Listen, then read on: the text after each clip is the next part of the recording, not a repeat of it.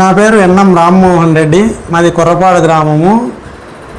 నేను 1998లో gold business చేస్తూ ఉండేవాడిని. మరి మధ్యలో తర్వాత రియల్ ఎస్టేటు ప్లస్ వ్యవసాయము, ఒక ఫర్టిలైజర్ షాపు కూడా నడుపుతూ ఉండేవాడిని. నాకు కొద్దిగా 2016లో ఇన్కమ్ ట్యాక్స్ రైడ్ జరిగింది. అప్పుడు కూడా నాకు 1.5-2 కోట్ల దాకా ఖర్చు అయింది. ఆర్థిక పరమంగా ఇబ్బంది పడినాను. ఇదే కరోనా కారణంగా నేను చేస్తున్న వ్యాపారాలన్నీ మూతపడ్డాయి. అదైతే మనం కట్టకూడదని మేము ఐపీ జోలికి వెళ్ళలేదు. కానీ మేము కొన్ని ప్రెజర్ వల్ల దాని జోలికి పోవాల్సి వచ్చింది. ఫస్ట్ డాక్టర్ నరసింహారెడ్డి గారి దగ్గరికి మేము పంచాయతీ చేయమని చెప్పి పోయినాము. ఈ ఐపీ పెట్టకముందే నేను ఆయన దృష్టికి తీసుకెళ్ళాను. ఎందుకంటే ఆర్థికంగా నేను ఆయన పార్ట్నర్స్గా ఉన్నాము ఒక ల్యాండ్లో. ఆ ల్యాండ్ అమ్ముకుంటా, నేను అప్పులు కట్టుకుంటా అని చెప్పి ఆయన దగ్గరికి పోతే ఆయన తాస్కారం చేసి ఆయన సక్రమంగా ఆ విషయం పట్టించుకోకుండా చేసిన దానివల్ల ఖాతాదారులందరూ నా మీద ఒత్తిడి చేశారు. ఒత్తిడి చేసిన దానివల్ల నేను ఐపీ పెట్టాల్సి వచ్చింది. నా కస్టమర్లు 20 సంవత్సరాల నుంచి ఖాతాదారులు బాగా ప్రతి నెల ఇంట్రెస్ట్లు ఇస్తున్నాము. వాళ్ళ డబ్బులు ఏదన్నా మన దగ్గర పెట్టా కూడా వాళ్ళ అవసరాలకు డబ్బులు తీసుకుపోతున్నారు. వాళ్ళు పనులు జరుపుకుంటున్నారు, వాళ్ళు మళ్ళీ నాకు తెచ్చిస్తున్నారు. అట్లా జర్నీ జరుగుతూ వచ్చింది, నా ఫైనాన్షియల్ జర్నీ. నరసింహారెడ్డి భూమిని తెంచమంటే తెంచలేక ఆయన ఊరికి తడిపి పెట్టాడు. ఆయన తీసుకోవాలనే ఉద్దేశంతో 1.5 కోటి, 3 కోట్లు పోయేటప్పుడు 1.5 కోటి అంటాడు, 4 కోట్లు పోయేటప్పుడు 2 కోట్లు అంటాడు. ఇట్లా మమ్మల్ని ఇబ్బంది పెడుతూ వచ్చినాడు. వచ్చిన తర్వాత సరే ఇంకా మేము తెంచుదాంలే అనుకునే టైంలో నాకు డాక్టర్కు మధ్య ఒక పంచాయతీ జరిగింది. ఆ పంచాయతీ ఏమంటే డాక్టర్ నరసింహారెడ్డికి నాకు మధ్య పొలం పంచాయతీ ఉంది. ఆ పొలం పంచాయతీని వచ్చేసి తెంచమని చెప్పి రాఘవరెడ్డి దగ్గరికి పోయినాము. రాఘవరెడ్డి దగ్గర పోయిన తర్వాత సరే ఆయనకు నాకు మధ్యన పార్ట్నర్షిప్ ఉండింది కాబట్టి 30 సెంట్లు ఇవ్వమంటే లేదులే అంత లేదులే అటు అది ఇది అని చెప్పేసి చెప్పుకొని తెంచినాడు. తెంచిన తర్వాత డాక్టర్ది ఒక్కటే నేను తెంచుతాను, మిగతా ఎవరి అయినా కూడా నేను అందరికీ చెప్పుకొని నేను ఇచ్చుకుంటానని చెప్పినాను. మళ్ళీ తర్వాత కొట్టాలపల్లె శంకర్ రెడ్డి అని ఒక ఆయన రాధాస్వామి సత్సంగంలో ఆయన సభ్యుడు. వాళ్ళకేదో గురువు దగ్గర నుంచి ఆజ్ఞ ఉంది అని చెప్పేసి ఈయనది కూడా వడ్డీ మొదలు ఇంత అవుతుంది. యాక్చువల్గా నాకు శంకర్కు 86 లక్షలు పేమెంట్ ఏదో ఉండింది. కానీ నా దగ్గర నేను 1 కిలోన్నర బంగారు నేను ఆయనకు చేసినాను. సరే ఆయన ఏం చెప్పినాడు, ఎందుకంటే మా భార్య మేనమామే ఆయన, కానీ మళ్ళీ తర్వాత తెచ్చి బాండ్లు వచ్చి నేను లెక్క చేసుకుంటా అని చెప్పినాడు. దాని తర్వాత అడ్డం తిరిగి సరే 2 ఏళ్ళ వరకు రాలేదు. తర్వాత అడ్డం తిరిగి రాఘవరెడ్డి గారి దగ్గరికి పోయి నాకు 2 కోట్లు ఇవ్వాలా 3 కోట్లు ఇవ్వాలా అని చెప్పేసి అబద్ధపు వాగ్దానాలన్నీ చేసి వాళ్ళ మైండ్ అంతా డైవర్ట్ చేసి ఇట్లా రాధాస్వామి అని ఇట్లా చేసి నన్ను ప్రెజర్ పెట్టి నా గోడౌన్ దగ్గరికి వచ్చి, మా భార్య నిర్వహిస్తున్నటువంటి గోడౌన్ల దగ్గరికి వచ్చి ఆయన కూడా ఇష్టం వచ్చేట్టు అల్లరి చేసినాడు. అల్లరి చేసిన తర్వాత మేము ఆ ఎవిడెన్స్ తీసుకొని ఎస్ఐ వినోద్ గారి దగ్గరికి వెళ్ళాము. వినోద్ సార్ దగ్గరికి పోయిన తర్వాత ఆయన మళ్ళీ సిఐ గారికి రెఫర్ చేసినాడు. మేము సిఐ దగ్గరికి పోయి ఇదే చెప్పుకున్నాము. ఆయన వాళ్ళని పిలిపించాడు, ఏం కౌన్సిలింగ్ ఇచ్చాడు. ఆయన ఆ రోజు నుంచి మళ్ళీ మాకు సమస్య లేకుండా మాకు సిఐ శివశంకర్ సార్ బాగా హెల్ప్ చేసినాడు. ఆయన వల్ల మళ్ళీ వాళ్ళు రాలేదు గోడౌన్ దగ్గరికి. మీరు ఏదన్నా అంటే మీ సమస్యలు మీరు ప్రొద్దుటూరులో చూసుకోండి, ఐపీ పెట్టాక పోయి కోర్టులో చూసుకోవాలా, మీరేంది ఇది గోడౌన్ల కాడికి వచ్చి అల్లరి చేస్తే రైతులది ఉంది. దాంట్లో రైతుల సరుకు కలెక్టర్ కానీ ఇంకొకరు కానీ ఎవరన్నా కానీ ఫుల్ పవర్. అది రైతు సరుకు రైతుకే చెందాలా, మీరు వచ్చి ఖాళీ చేయించి బిగాలు వేస్తాము అట్లా ఇట్లా అని అంటే ఎట్లా అని ఏదో వాళ్ళు బెదిరించేది మేము చెప్పుకున్నాము. ఆయన ఏదో మాట్లాడినాడు, వాడికి అయిపోయిన తర్వాత మళ్ళీ ప్రొద్దుటూరులో ఈ రకం జరిగింది.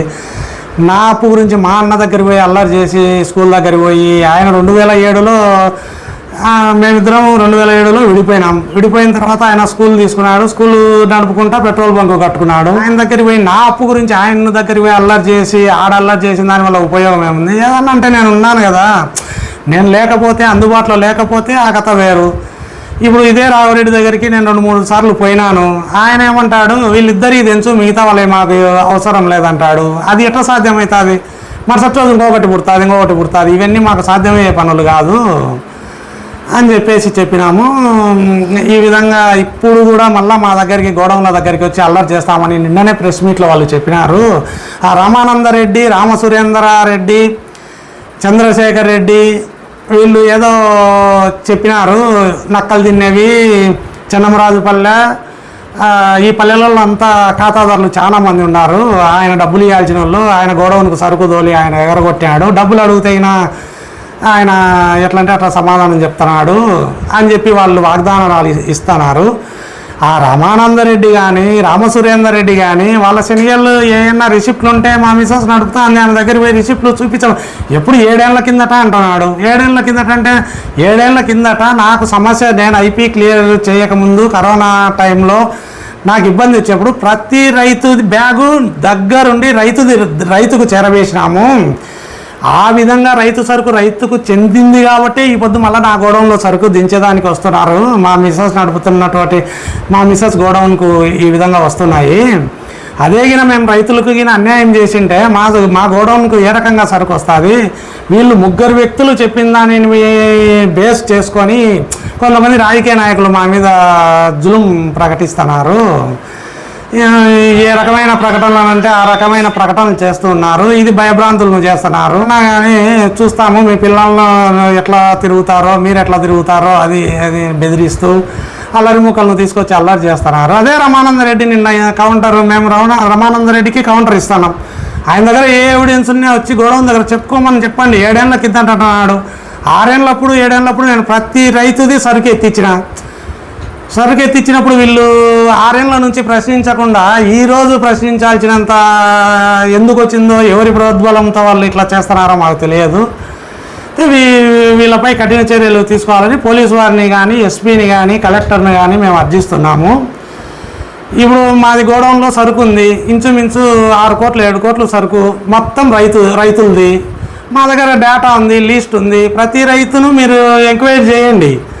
రైతుని మా దగ్గర గడమారపల్లె, ఏఎస్పల్లె, అన్నపశాస్త్రపల్లె, బుక్కాయపల్లె, మొరాయిపల్లె ఇట్లా చుట్టుపక్కల మండలము, మైదుకూరు మండలం పల్లెల నుంచి మాకు సరుకు వస్తూ ఉంటుంది. ఏ పల్లెకు ఎంక్వైరీ చేసినా కూడా మేము దానికి తగిన బాధ్యత వహిస్తాము. మాది సరుకు పోయిందంటే అప్పుడు ప్రూఫ్ చేయమనండి, మేము ఓకే, దానికి దేనికైనా కట్టుబడి ఉంటాము. సరే, నేను ఆ విధంగా అదే అట్లా ఒక్కరు కాదు, నా దగ్గర ఉండే ఖాతాదారులకు చాలామందికి ప్రతి నెల ఇంట్రెస్ట్లు కడుతూ వచ్చాను.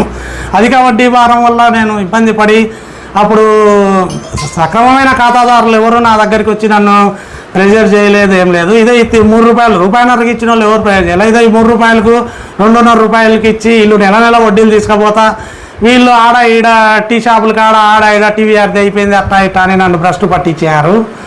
మెయిన్ డాక్టర్ నరసింహారెడ్డి గారు కూడా, ఆయన కూడా పొరపాట్లో రామ్మోహన్ వల్ల 4 చనిపోయినారు, 3 చనిపోయినారు అని పాపకాండ చేసినాడు.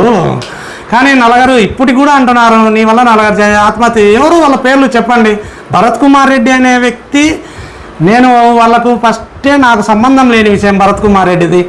ఫస్ట్ ఏంది, నేను ఆయనకు గోడౌన్ కట్టించిన, నేను 30 పైసలు భాగస్తునిగా ఉన్నా. కట్టించిన సంవత్సరమే నేను వాళ్ళకు వదిలేసి నా పార్ట్నర్షిప్ అడిగినాను. అడిగితే వాళ్ళు సబ్సిడీ ఉంది కదా, సబ్సిడీ అయిపోయిన తర్వాత తీసుకుందాంలే అని చెప్పినారు. సరే అని నేను వదిలేసిన. అది 7 ఏళ్ళ వరకు సబ్సిడీ రాదు, 5 ఏళ్ళు 6.5 సంవత్సరం వరకు రాదు.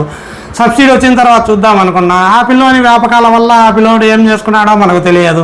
ఇది కలెక్టర్ కానీ, ఎస్పీ కానీ ఎవరైనా కూడా మా గోడౌన్ను సంరక్షించి మా గోడౌన్లో ఉన్నటువంటి సరుకు, రైతులకు సంబంధించిన సరుకును కాపాడవలసిందిగా, ఎటువంటి సంఘటన జరగకుండా చేయవలసిన బాధ్యత డిపార్ట్మెంట్ మీద ఉంది. ఆ డిపార్ట్మెంట్ మాకు సహకరించవలసిందిగా మేము కోరుకుంటున్నాము. ఎస్పీ గారికి, కలెక్టర్ గారికి, మమ్మల్ని నమ్మి పెట్టిన రైతులకు అందరికీ ధన్యవాదాలు. నా పక్కన రైతు కూడా ఉన్నాడు. మా దగ్గర 2013 నుంచి ఆయన స్టాక్ పెడుతున్నాడు. ఆయనే కాదు, ఆయన తరఫున ఒక 50 మంది రైతులు ఉంటారు. ఆయన కూడా ఉన్నాడు ఇక్కడే. ఇవన్నీ మాకు రక్షణ కల్పించవలసిందిగా డిపార్ట్మెంట్ను కోరుతున్నాము.